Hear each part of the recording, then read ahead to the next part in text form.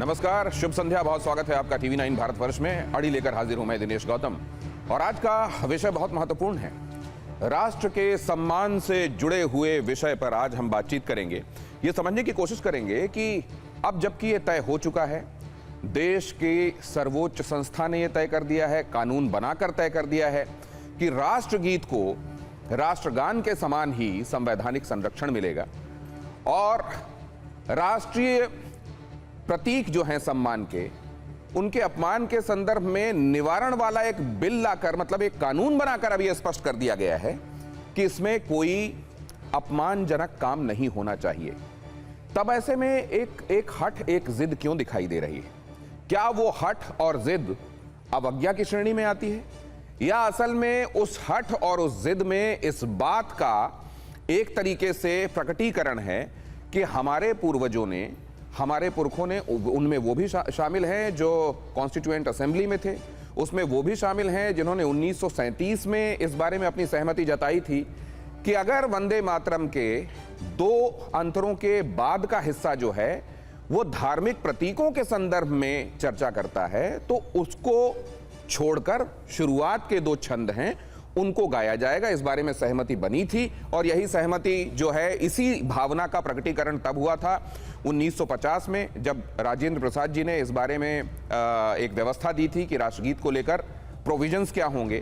क्या बाद में ये प्रोविजंस लागू माने जाएं? क्या रेट्रोस्पेक्ट में, क्योंकि ये भी कहा जा रहा है कांग्रेस के नेताओं की तरफ से कि अगर हमने कोई गलती की है तो फिर अटल बिहारी वाजपेयी जी के समय का भी याद कीजिए, वहां पर भी दो ही अंतरे किए जाते थे, तो फिर क्या आप रेट्रोस्पेक्टिव जाकर सजाओं का ऐलान करेंगे? ये कानून रेट्रोस्पेक्टिव है क्या? कानून कहता क्या है? कानून के हिसाब से अवज्ञा है या नहीं, यही समझने की कोशिश करेंगे। नहीं गाएंगे पूरा वंदे मातरम, ये जब कहा जा रहा है कांग्रेस की तरफ से, तो क्या इसमें कांग्रेस का अवज्ञा आंदोलन है या फिर वो जो कह रहे हैं वो एक्चुअली किसी कानून का उल्लंघन नहीं है? यही समझने की आज चेष्टा होगी। सबसे पहले खबर देखिए, वंदे मातरम पर भारतीय जनता पार्टी और कांग्रेस आमने सामने हैं। वंदे मातरम विवाद पर खड़गे का बयान, वही वंदे मातरम गाया जो गांधी ने गाया, और अगर मैं गुनहगार हूं तो गांधी भी गुनहगार थे। वही वंदे मातरम गाया जो अटल बिहारी वाजपेयी ने गाया। सब कुछ भारतीय जनता पार्टी के हिसाब से नहीं होगा, कहा है मल्लिकार्जुन खड़गे ने। अब जरा यह भी देखिए, वंदे मातरम पर भारतीय जनता पार्टी का कांग्रेस पर हमला। कांग्रेस ने वंदे मातरम का अपमान किया है।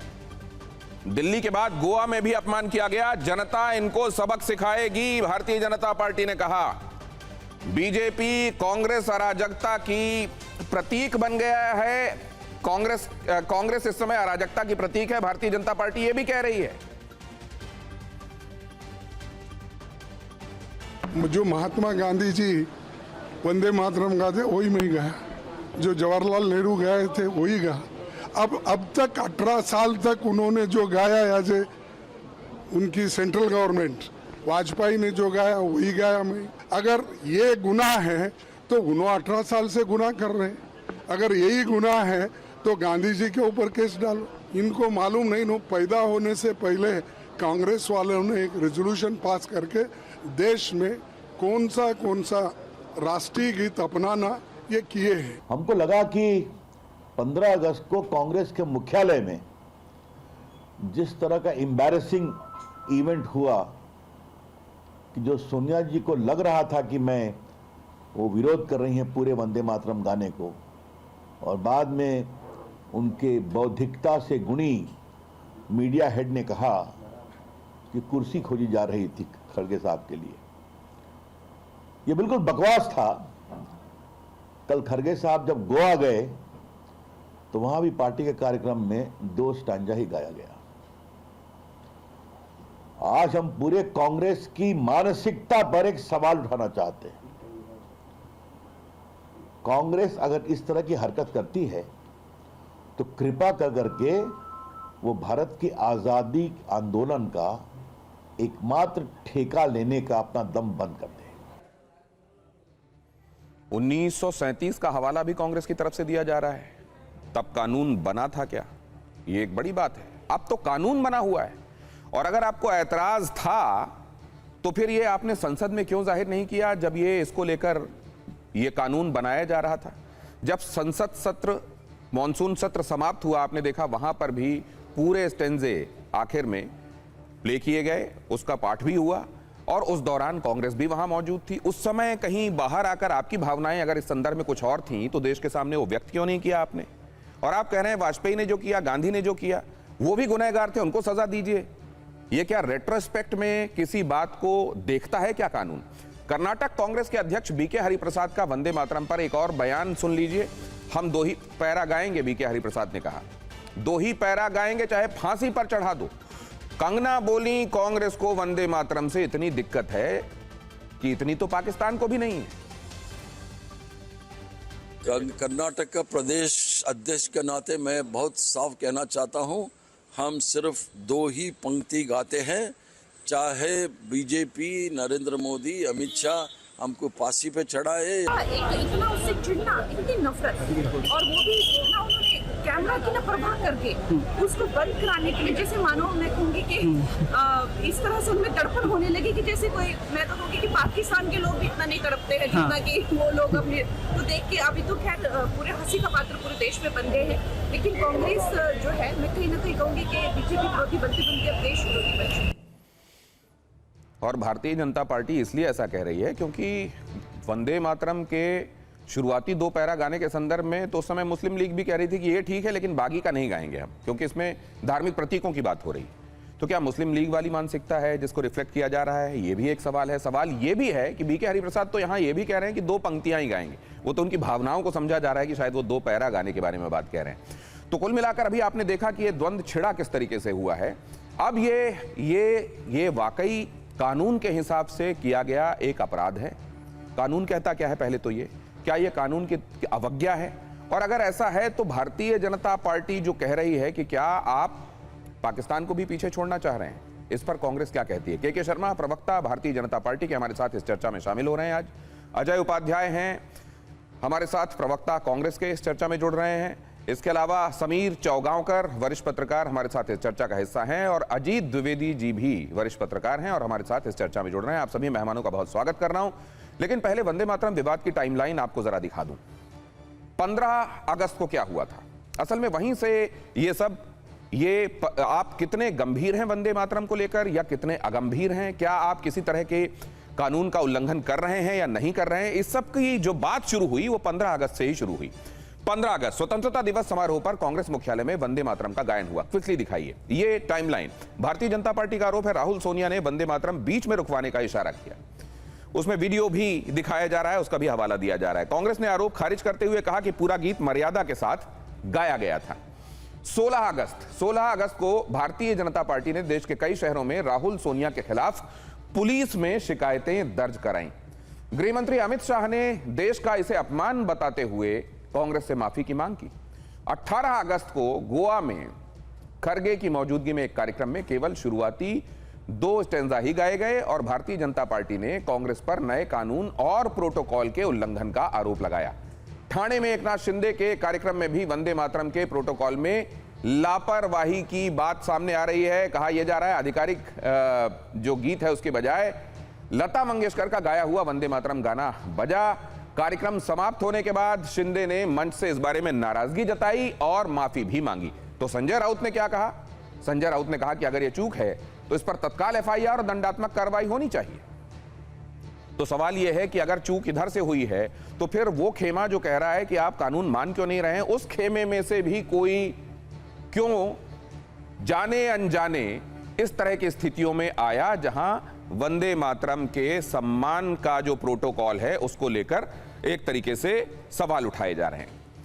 अब वंदे मातरम के इतिहास की तरफ भी आपको क्विकली ले जाऊंगा ताकि आप इसकी पृष्ठभूमि समझ पाएं कि किस तरह की मानसिकता से कौन कहां क्या बात कह रहा है। लेकिन उससे पहले जरा एक इनिशियल राउंड अपने मेहमानों के पास जाता हूं और समझता हूं कि किसका क्या नजरिया है। सबसे पहले तो उपाध्याय जी आपके पास आते हुए, जब कानून बन चुका है तो उसका तो पालन होना चाहिए।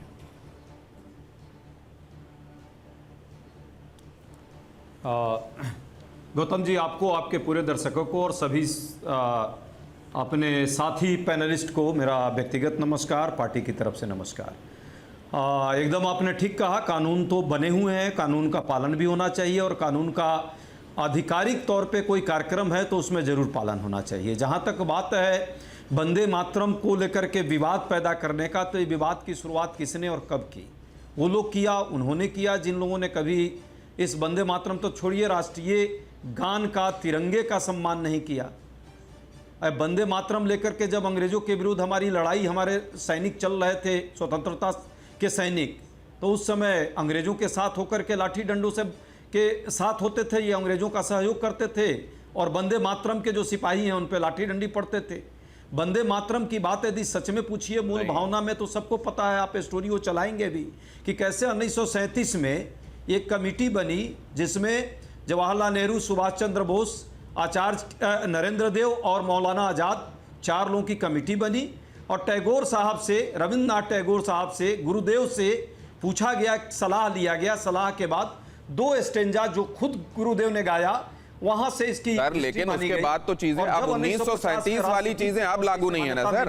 तो उसको अब आप जानते हैं इसको लेकर संसद कानून बना चुकी है। यही कह रहा हूं कि नहीं, मैं ये कह रहा हूं जी, एकदम गौतम साहब एकदम सही कह रहे हैं। संसद ने 3 काले कानून किसानों के बनाए। संसद ने बहुत सारे सैकड़ों कानून बिना पार्लियामेंट की सहमति से बनाए। क्या कल को कोई जनगण मन का राष्ट्रगान को ही चेंज करने का भाजपा कानून बना ले, हम उसको मान लेंगे? नहीं, तो आपने जब ये कानून बना, ये जब कानून बना तब आपने ये आपत्ति जता दी थी, या आप इस बात का इंतजार कर रहे थे कि एक बार कानून बन जाए उसके बाद हम फिर इसमें ये पूरी आपत्ति जताई गई। पार्लियामेंट्री डिस्कशंस को आप देखिए, हमने कहा था ज्वाइंट पार्लियामेंट्री कमेटी में लाइए। गांधी, महात्मा गांधी से बड़ा इस देश में आज कोई नहीं है। जो समझता है वो मूर्ख है, और उन्होंने यदि इसको स्वीकृति दी, गांधी जी के स्वीकृति को यदि आप बदलना चाहते हैं, ये कह रहे हैं राष्ट्रगान, राष्ट्रगीत, संविधान, ये बदलने का राइट हमको और आपको नहीं है। संविधान का हवाला देते हुए आप बाकी बातें करते हैं, संविधान की पुस्तक हाथ में लेकर आप बाकी बातें करते हैं। उसी संविधान ने सरकार को कानून बनाने की शक्ति दी है, तो क्या यहां आप उसकी अवज्ञा नहीं कर रहे हैं? क्या बने हुए कानून की अवज्ञा नहीं कर रहे हैं? मैं आपके पास लौटूंगा तो जानूंगा, लेकिन के शर्मा जी एकदम ये नहीं, आ रहा हूं सबके पास एक राउंड जाने दीजिए, उसके बाद आपके पास दोबारा आ रहा हूं। के शर्मा जी, यहां तो कहा जा रहा है कि हमने तो पहले ही इस बारे में बता दिया था, कानून बना देने से राष्ट्र की भावना उसमें परिलक्षित होती है, कानून में जरूरी नहीं है।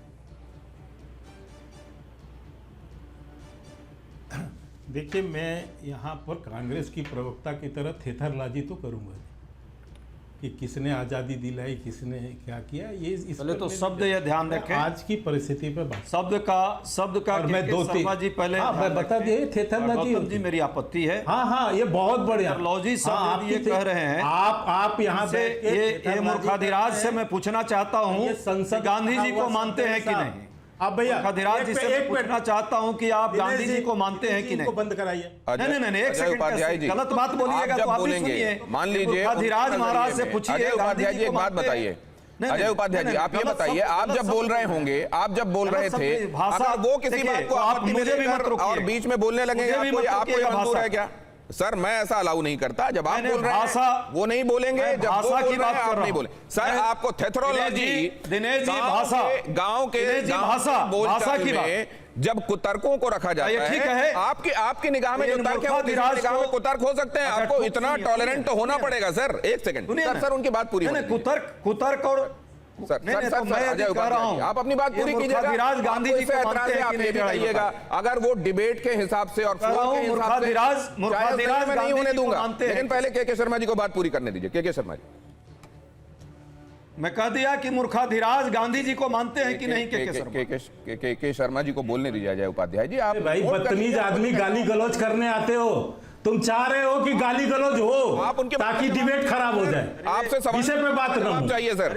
ये गाली की भाषा ये तुम्हारा नेता भी दे रहा है, ध्यान से। हमारा नेता राहुल गांधी दे रहा है।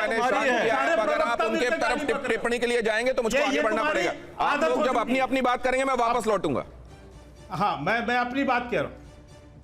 नहीं, मैं अपनी बात कहता हूँ सर, मुझे कहने दीजिए। देखिए, मैं आपको 2 बातें बता रहा हूँ। इनके नेता संविधान की पुस्तक लेके घूमते रहते हैं, ये संविधान। ये जिस दिन कानून बना दिनेश जी, उस दिन ये संविधान का हिस्सा ही बना, और संविधान में ये चीज़ उल्लेखित हुई अभी ये कह रहे हैं हमने तो बड़ा विरोध किया साहब।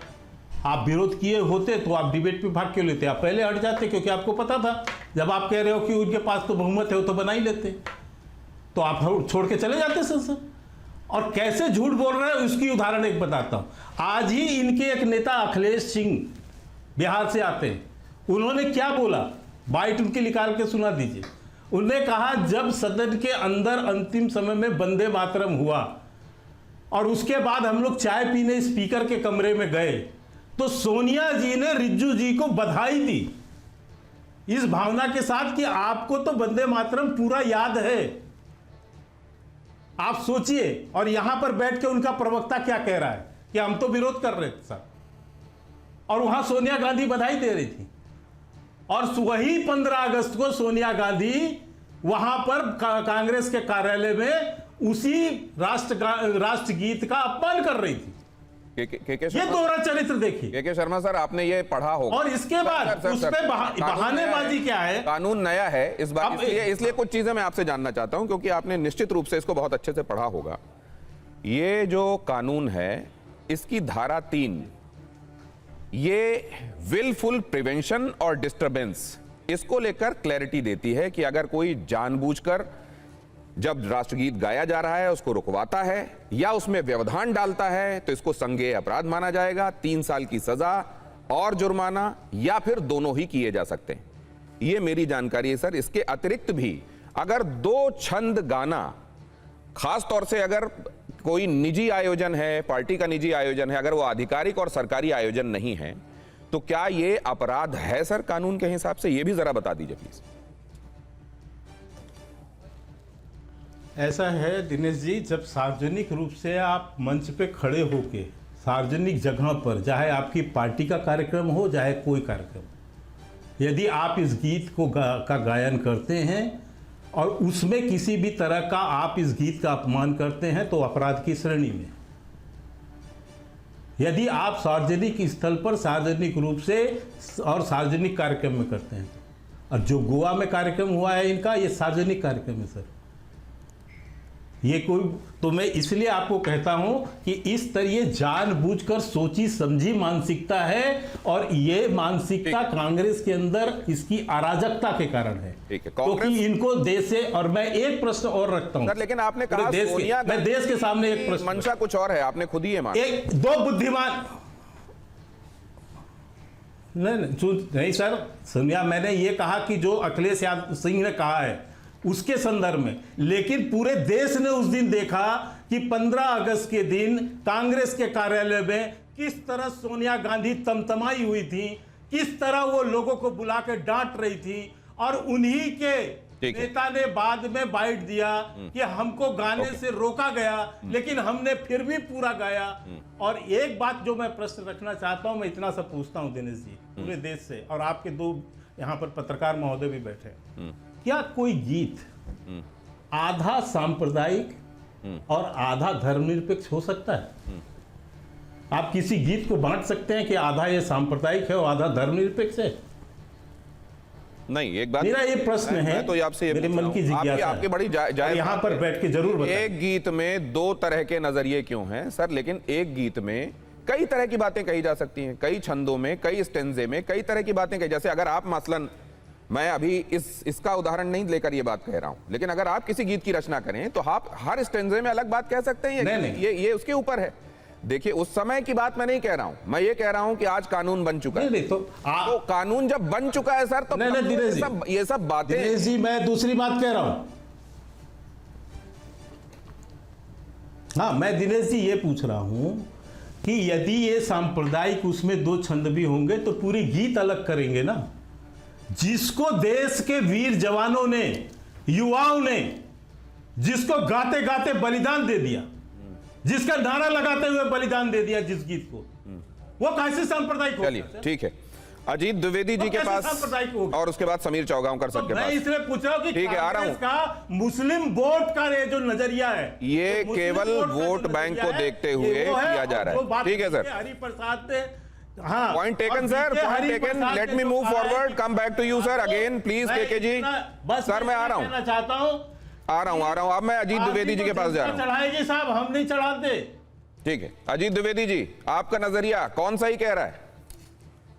देखिए, एक तो इसका कानूनी पहलू है और दूसरा एक राजनीतिक पहलू है। दोनों पर बात करनी होगी। जो आप पूछ रहे थे कानून के बारे में, तो कानून बनने के बाद अपने आप कानून तो लागू नहीं होता है ना, उसके रूल्स नोटिफाई किए जाते हैं। तो होम मिनिस्ट्री ने जो इस कानून के रूल नोटिफाई किए हैं, उसमें बहुत साफ तरीके से जो राजकीय कार्यक्रम है और जो निजी समारोह है उनको अलग अलग किया गया। जो सरकारी स्कूलों के लिए जो अनिवार्यता है वो निजी स्कूलों के लिए नहीं है। जो राजकीय समारोहों के लिए जो अनिवार्यता है वो निजी समारोहों के लिए अनिवार्यता नहीं है। ये जो रूल नोटिफाई किया है होम मिनिस्ट्री ने, हम उसकी बात कर रहे हैं। होम मिनिस्ट्री के रूल नोटिफाई, जो होम मिनिस्ट्री द्वारा नोटिफाइड जो रूल्स हैं, उसके हिसाब से अगर किसी निजी समारोह में वंदे मातरम बजाया जाता है तो उसके लिए कई तरह की छूट दी गई है। उसमें कई तरह के कंसेशंस दिए गए हैं, जिसमें एक कंसेशन ये भी है कि आप जरूरी नहीं है कि सारे स्टैंजाज बजाएं। ये उस जो हम भारत सरकार के जो रूल्स की बात करें, जो कानून की बात है, उसमें निजी समारोह में ये अनिवार्य नहीं किया गया है कि आप सारे छंद बजाएं। आप 2 छंद अगर बजाते हैं तो वो 2 छंद गाए जाने चाहिए या बजाए जाने चाहिए, और उसमें कोई जानबूझ करके बाधा नहीं पैदा की जानी चाहिए। उस समय आपका कोई आचरण व्यवहार ऐसा नहीं होना चाहिए है जो इस गीत के लिए अपमानजनक। ये रूल्स में नोटिफाई किया हुआ है। तो कांग्रेस का जो कार्यक्रम है वो एक निजी कार्यक्रम है, कोई राजकीय समारोह नहीं। कांग्रेस तय कर सकती है कि हम 2 ही अंतरे इसके गाएंगे, लेकिन जब वो गाया जाए तो वहां सब आदमी को सावधान की मुद्रा में खड़े होना है। आप भले गा नहीं सकते हैं, लेकिन आपको अटेंटिव होकर के उसको खड़े होना है वहां और उसका सम्मान रखना है। ये एक मामला है। इस जो 15 अगस्त का कार्यक्रम है वो बिल्कुल डिफरेंट है दिनेश जी। इस बात को समझना चाहिए, क्योंकि 15 अगस्त के कार्यक्रम के दिन तीसरा अंतरा जब शुरू हो गया तब कांग्रेस के नेताओं ने इंटरवेन किया। बिल्कुल, वो आप नहीं कर सकते हैं। आप पहले से अगर तय किए रहते कि हम 2 ही अंतरे बजाएंगे और समाप्त हो जाता तो अलग बात। बिल्कुल, लेकिन जैसे ही तीसरा अंतरा बजना शुरू हुआ, वैसे ही राहुल गांधी ने एक इशारा किया, वैसे ही सोनिया गांधी ने इशारा किया, फिर बुलाए गए, फिर बातचीत शुरू हो गई। तो ये एक बाधा डालने का की बात आ गई। अगर नहीं शुरू हुआ होता तो कोई बात नहीं थी, लेकिन शुरू होने के बाद आपको अटेंटिव होकर के, खड़े होकर के और सुनना चाहिए था। जो बात करनी थी उसके बाद करनी चाहिए थी। वो एक बाधा डालना हो गया। इसीलिए उसमें जो शिकायत दर्ज की गई है, FIR दर्ज की गई है, वो FIR हो सकती है, उस पर आगे कार्रवाई हो सकती है। बिल्कुल, लेकिन उसमें भी एक दिलचस्प बात यह है कि सोनिया गांधी और राहुल गांधी के खिलाफ शिकायत की बात की जा रही है। पता नहीं खड़गे जी के खिलाफ क्यों नहीं शिकायत दर्ज की गई।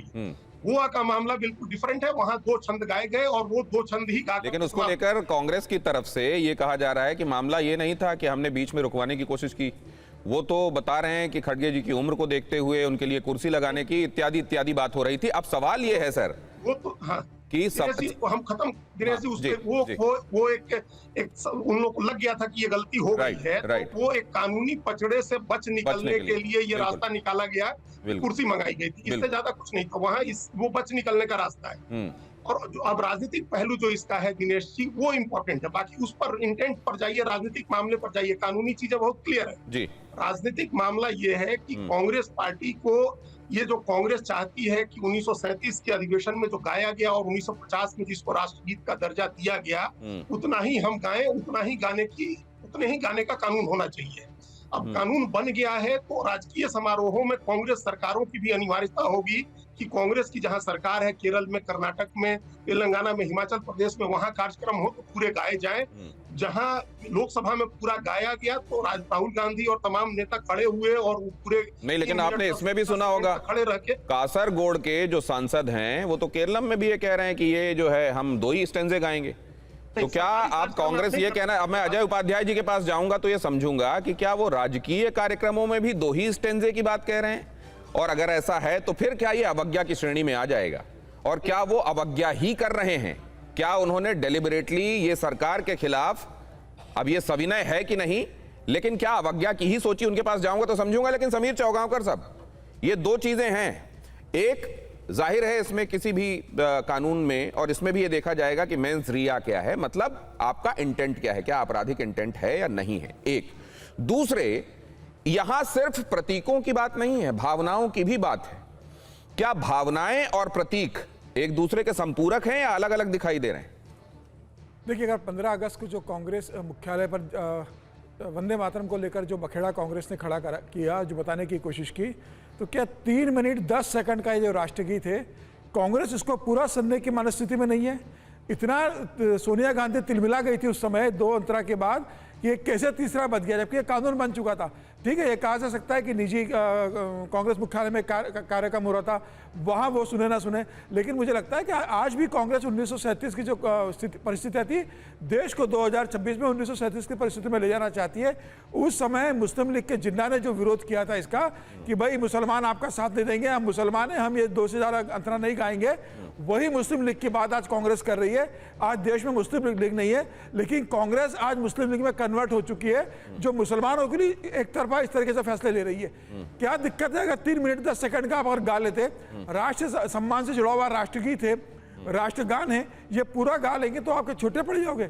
और कांग्रेस का इतिहास तो रहा है ना वंदे मातरम को गाने का, तो कांग्रेस को तो आगे बढ़ के 2 अलग-अलग मामले हैं। एक तो ये कि गोवा में जो इंसिस्ट किया गया कि हम 2 ही गाएंगे, एक ये है। दूसरा यह है कि जब चल रहा था और पूरा गीत चल रहा था, उस समय व्यवधान वाली स्थिति होती हुई दिखाई दी। वो व्यवधान डालने की कोशिश थी, रोकने की कोशिश थी, कोई और मसला था। ये कांग्रेस का ओनस है कि उस बारे में अपना स्पष्टीकरण दे। लेकिन मल्लिकार्जुन खड़गे कह रहे हैं कि FIR कराओ। दिनेश भाई, ये सीधे सीधे मुसलमानों को संदेश देने की कोशिश सोनिया गांधी ने की है कि देखिए सरकार भले ही कानून बना ले, लेकिन कांग्रेस नेतृत्व और कांग्रेस में कभी भी ये 3 मिनट 10 मिनट का जो पूरा गायन है यह राष्ट्रगीत नहीं होगा और हम 2 ही अंतरे गाएंगे। और जो जिन्ना के मुस्लिम लीग ने जिस बात का विरोध किया था, आज भी हम जिन्ना और मुस्लिम लीग की बात को इस देश के अंदर लागू करेंगे। तो ये पूरा बता रहा है कि जिन्ना लीग की जो मुस्लिम थी, जिन्ना की जो मुस्लिम लीग थी, कांग्रेस आज मुस्लिम लीग में कन्वर्ट हो गई है। जो प्रधानमंत्री मोदी ने कहा था कि कांग्रेस अब माओवादी मुस्लिम लीग है, तो गलत नहीं कहा था, ये मुस्लिम लीग की में कन्वर्ट हो चुकी है, मुसलमान वोट के लिए इस तरीके से कर रही है। और आप स्वीकार कर लेते कि हमसे गलती हो गई, भविष्य में हम ध्यान रखेंगे। आप ये कह देते कि ठीक है उस समय 1937 में परिस्थितियां दूसरी थी, तब 2 स्टेंजा गाते जाते थे, आज हम उसको पूरा गाएंगे और हम सरकार का समर्थन करते हैं। सरकार बिल लेकर आ रही है, हम उसका समर्थन करते हैं। आर्टिकल 370 का विरोध तो आप क्या ये कह रहे हैं कि 1937 या 1950 में जो हालात थे और 2026 में जो हालात हैं, हालात देखकर क्या ये तय किया जाएगा कि क्या किस समय सेकुलर है, क्या किस समय कम्युनल है? बिल्कुल, कांग्रेस 1937 की जो स्थितियां हैं वो बनाने की कोशिश देश के अंदर कर रही है, वापस देश को 90 साल पीछे लेकर जाना चाहती है। तो मुझे लग रहा है कि बहुत दुर्भाग्यपूर्ण है कि कांग्रेस इस तरीके से मुस्लिम वोटों के लिए इस तरीके से राजनीति कर रही है। और अगर आप 1 घंटा आप स्वीकार कर लेते और अभी भी आपको 15 अगस्त का लगता है कि भाई कुर्सी नहीं दी गई थी, मल्लिकार्जुन थे, आप एक अपना आधिकारिक बयान जारी किया। हर नेता अलग अलग बयान दे रहा है, कांग्रेस एक आधिकारिक बयान जारी कर दे कि 15 अगस्त के दिन जो घटना घटी थी उसको लेके हमारा ये मत है। नहीं, लेकिन इसमें शिकायतें हुई हैं, पुलिस के पास शिकायतें हुई हैं, पुलिस के पास शिकायतें दी गई हैं, दिल्ली में भी शिकायत दी गई है। लेकिन कांग्रेस की तरफ से कहना यह है, मल्लिकार्जुन खड़गे कह रहे हैं कि अगर आपकी निगाह में यह अपराध हुआ है तो आप FIR लॉन्च कराइए। कर्नाटका में DK शिवकुमार के एक मंत्री है, उन्होंने DK शिवकुमार से स्पष्ट बोला कि 15 अगस्त पे ध्वजारोहण का कार्यक्रम की जिम्मेदारी आप मुझको मत दीजिए, ये मैं कर नहीं पाऊंगा। एक मंत्री ये कह रहा है कर्नाटक सरकार का कि 15 अगस्त में झंडा नहीं फहरा पाऊंगा, मुसलमान मंत्री कह रहा है, ये जिम्मेदारी आप मेरे को मत दीजिए। अजय उपाध्याय जी से इन बातों का जवाब लेने से पहले जरा ये भी देखें कि वंदे मातरम का इतिहास, क्योंकि इतिहास का भी रेफरेंस दिया जा रहा है, तो जब कानून बन चुका है 2026 में, उसके बाद भी क्या वो पास्ट रेफरेंसेस लिए जाने जरूरी हैं? क्या वहां के रेफरेंसेस ये बताते हैं कि आज क्या होना चाहिए था? आप जरा देखिए, बंकिम चंद्र चट्टोपाध्याय ने 1875 में इसे लिखा था। बहुत क्विकली ये रिकैप कर देता हूं। 7 नवंबर 1875 को बंकिम जी की पत्रिका बंग दर्शन में इसे प्रकाशित भी किया गया। शुरुआत में तो ये एक स्वतंत्र कविता थी, लेकिन 5-7 साल तक सिर्फ कागज में रहने के बाद 1882 में बंकिम जी ने इसे अपने उपन्यास आनंद मठ में शामिल किया। 1896 में कांग्रेस के कलकत्ता अधिवेशन में रविंद्रनाथ टैगोर ने इसे धुन देकर गाया था। 7 अगस्त 1905 में यह स्वतंत्रता संग्राम का मुख्य नारा बन गया। 1937 में तीसरे से छठे अंतरे को लेकर मुस्लिम लीग ने आपत्ति जताई। विवाद के बाद कांग्रेस कमेटी ने शुरुआती 2 अंतरे गाने की मंजूरी दी। 24 जनवरी 1950 को राजेंद्र प्रसाद जी ने ऐलान किया कि वंदे मातरम राष्ट्रगीत होगा। ये इसका क्विक रिकैप है। और अब आप ये जानते हैं कि 2026 में इसी मॉनसून सेशन में इसको बाकायदा कानून के तहत संवैधानिक संरक्षण राष्ट्रगान की ही तरह दिया गया है। अब जरा ये जो आप देख रहे हैं, 24 जनवरी 1950 को राजेंद्र प्रसाद जी ने ऐलान किया था कि वंदे मातरम राष्ट्रगीत होगा। ये और अब की बात 2026 की, क्या पूरे परिदृश्य को देखना इस समय और उसके बाद कंक्लूजन और अपना राय बनाना, या वो वाला काम हो चुका है, इसीलिए संसद में अब इसको लेकर बिल बन चुका है और पुरानी बातों का उद्धरण कानून बनने के बाद बेमतलब हो जाता है। अब जरा यहां देखिए, वंदे मातरम पर नए कानून में क्या क्या है। वंदे मातरम को वैधानिक संवैधानिक सुरक्षा, उसका संरक्षण उसी तरह जैसे राष्ट्रगान को है। राष्ट्रगान की तरह राष्ट्रगीत को भी संरक्षण मिला। जानबूझकर गायन रोकना अपराध माना गया। विलफुल प्रिवेंशन अगर होगा या डिस्टरबेंस होगा इसमें तो उसको अपराध माना गया। गायन के दौरान व्यवधान, ये दोनों ही बातें, ऐसे अपराध में 3 साल तक की सजा और जुर्माना या फिर 3 साल की सजा या जुर्माना, दोनों का प्रावधान है। दोबारा अपराध करने पर कम से कम 1 साल की अनिवार्य जेल भी है इसमें। यह कानून बन चुका है और नोटिफाई जिस तरीके से किया गया है वो भी अभी आपने सुना कि नोटिफिकेशन एग्जैक्टली किन बातों को अपराध मानता है और किन बातों को मानता है कि अपराध नहीं है। लेकिन अपराध नहीं होने और अपराध होने के बीच में एक बात भावनाओं की भी है कि अगर इससे हमारे सेनानियों की भावनाएं, स्वतंत्रता सेनानियों की भावनाएं जुड़ी रहीं, इस वंदे मातरम ने पूरे लोगों को गैल्वेनाइज किया कि वो अंग्रेजों को यहां से खदेड़ें। उस वंदे मातरम के लिए आज अगर कानून भी बन चुका है और भावनाएं तो पहले से थी ही, तो क्या इसका सम्मान होना चाहिए या सम्मान इस बात का होना चाहिए कि अगर पहले यह माना गया कि इसके बाकी स्टेंजे कहीं प्रतीकों, धार्मिक प्रतीकों की बात करते हैं और वो सब पर लागू नहीं हो सकता, इसलिए इनसे परहेज किया जाए। वो नजरिया आज भी असल में एक तरीके से सही है। क्या है सही बात? वंदे मातरम पर विवाद क्यों? मुख्य विवाद तीसरे से छठे अंतरे को लेकर है। 1937 में कांग्रेस कमेटी ने पहले 2 अंतरे गाने की सिफारिश की। तर्क दिया गया कि बाद के अंतरों में धार्मिक संकेत शामिल हैं। दूसरे धर्म की मान्यताओं से चौथे और 5वें अंतरे मेल नहीं खाते, जहां तुम्ही विद्या, तुम्ही धर्म, तुम्ही मां शक्ति, तुम्ही मां भक्ति, तोमार प्रतिमा गढ़ी, मंदिरे मंदिरे, त्वम ही दुर्गा, 10 प्रहर धारिणी, कमला कमल दल विहारिणी, वाणी विद्यादायिनी। यहां मातृभूमि को दुर्गा, लक्ष्मी और सरस्वती के देवी स्वरूपों से जोड़ा गया है। इसी धार्मिक संकेत को लेकर मुस्लिम लीग ने आपत्ति जताई। इसके बाद ही तय हुआ कि वंदे मातरम के 2 पैरा गाए जाएंगे। तो ये एक ऐतिहासिक जो इसके साथ जुड़ी हुई बातें हैं वो भी मैंने आपके सामने रख दी। अब यहां ये भी देख लीजिए किसने कहा क्या है, वो भी उससे आपको पता चल जाएगा कि कहां पर मंशा की दिक्कत है और कहां पर असल में तकलीफ ये है कि इस पर सियासत हो रही है। वंदे मातरम विवाद किसने क्या कहा? मल्लिकार्जुन खड़गे, उन्होंने कहा कि जो गांधी ने गाया वही हमने भी गाया, अगर अपराध है तो गांधी जी पर केस करो। रविशंकर प्रसाद कह रहे हैं कि कांग्रेस वंदे मातरम का अपमान करती है। पवन खेड़ा कह रहे हैं वंदे मातरम पर बहस करनी है तो भारतीय जनता पार्टी सामने आए। कंगना रनौत कह रही हैं वंदे मातरम से उतनी दिक्कत पाकिस्तान को नहीं है जितनी कांग्रेस को दिखाई दे रही है। इमरान मसूद कह रहे हैं भारतीय जनता पार्टी वंदे मातरम की आड़ में अपनी विफलताएं छिपा रही है। मनोज तिवारी कह रहे हैं वंदे मातरम पर राजनीति ना करे कांग्रेस। तो कुल मिलाकर ये महत्वपूर्ण स्टेटमेंट है। और यह भी बता दूं, प्रशांत किशोर जो अभी अभी बांकीपुर से जीत के आए हैं, उन्होंने भी ये कहा कि बाकी सब छोड़िए, अगर अपराध हुआ है तो सजा कौन दिलाएगा, सजा दिलाइए। अब क्या वाकई इसमें राजनीति हो रही है या मंशाएं बिल्कुल स्पष्ट हैं, कहीं राजनीति नहीं हो रही? अब जरा अजय जी के पास में एक बार फिर से जाता हूं। अजय उपाध्याय जी, कानून बन जाने के बाद तो उसी संविधान के तहत संसद को, ये सरकार को ये अख्तियार है ना कि कानून बनाए, तो फिर संविधान की इस बात को मानना चाहिए, वरना संविधान को सेलेक्टिव होकर कैसे माना जा सकता है?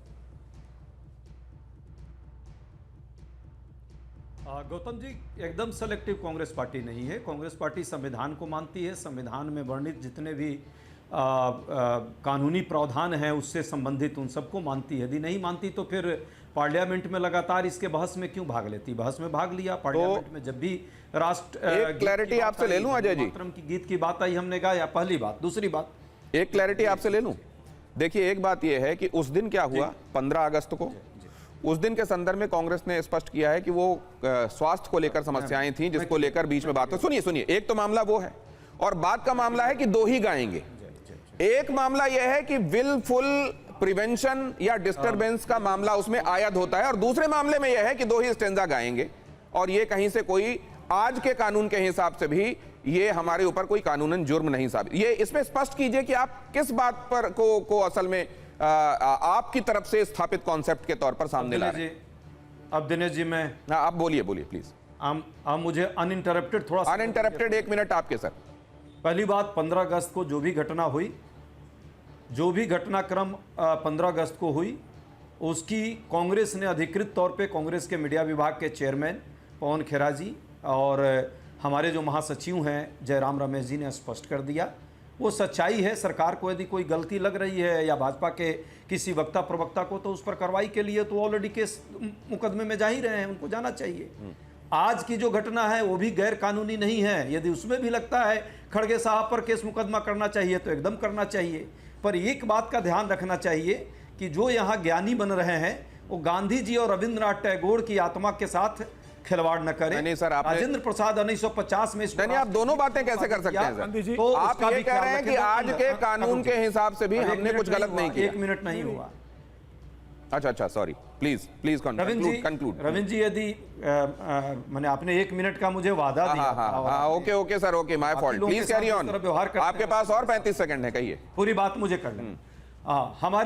हमारे कुछ साथियों ने जो कहा भी, समीर जी जैसे लोग, आरएसएस के लोग, अरे भाई चश्मा बदल, आरएसएस के लोग, 1971 सर, ये में कानून सर्टिफिकेट आ गया मत था, दीजिए। तिरंगा देश का राष्ट्रीय वो है, पर उसके बाद भी एकदम है वो, तो कहने की जरूरत नहीं। पूछ लीजिए शाखा कभी ना सर, गए इसमें हो टाइम तो वेस्ट हो जाएगा। मेरे यहाँ पास से कुल आज 1.5 से मिनट आपके बचे हैं। साथ आपको 30 सेकंड दे दिया। के जी के पास जाऊंगा, बाकी सबका नजरिया ही नहीं आता है। इसलिए तो ये जरूर बताएं कि क्या 71 में जो कानून बना था, अपमान तिरंगे का 52 वर्ष तक इन लोगों ने किया अपने राष्ट्रीय। हो गया सर, 1 मिनट। अब लास्ट 1 मिनट बचा है। के सर, आपके साथ ही कंक्लूड करना पड़ेगा। तो ये दोनों ही बातें कही जा रही है। एक तो ये कि ना 15 अगस्त ना आज हमने कहीं कानून का उल्लंघन नहीं किया, और साथ में यह भी कहा जा रहा है कि जो कानून है वो असल में भावनाओं को परिलक्षित नहीं कर रहा है। के शर्मा जी।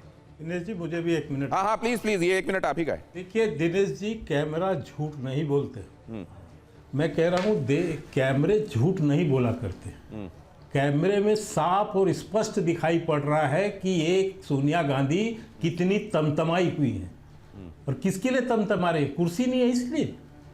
खड़गे साहब सदन में 1-1 घंटा खड़े होके, कुर्सी 2 पैर में खड़े होके, और जो मन में आता है वो वेद और वो पता नहीं किस किस हिंदू धर्म को गालियां देते रहते हैं।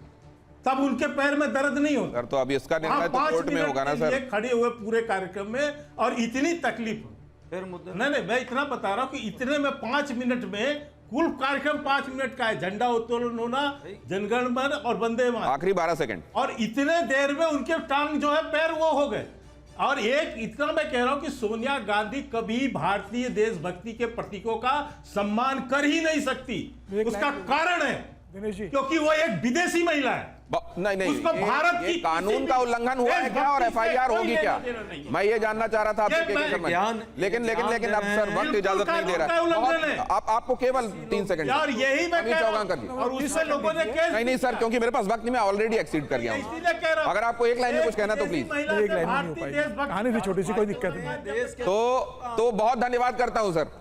नजरिए आप सबके सामने आ गए हैं। क्या यहां कानून का उल्लंघन हुआ है, या कानून का उल्लंघन तो नहीं किया गया, लेकिन साथ में यह भी कह दिया गया कि कानून भावनाओं को परिलक्षित नहीं करता, या असल में यहां पर दोनों ही चीजें हुई हैं?